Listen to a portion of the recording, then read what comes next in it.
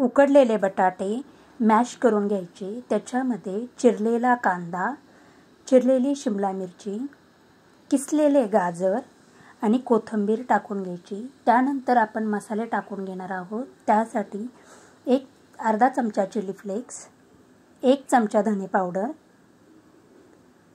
1 चमचा चाट मसाला, चवीनुसार मीठ आणि 1 चमचा कॉर्नफ्लॉवर। कॉर्नफ्लॉवर नसेल तर तांदळाचे पीठ देखील चालेल। आपण हे सर्व एकत्र करून घेणार आहोत। त्यानंतर हाताला तेल लावून आपण ह्याच्या टिक्क्या वळवून घेणार आहोत।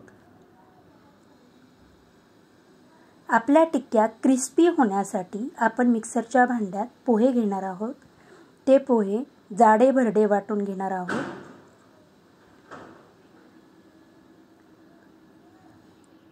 आणि आपण तयार केलेल्या या आलू टिक्क्या पोह्यामध्ये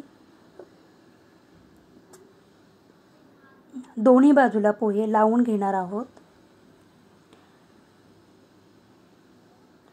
गॅसची फ्लेम लो ठेवून आपण या आलू टिक्क्या शॅलो फ्राय करून घेणार आहोत।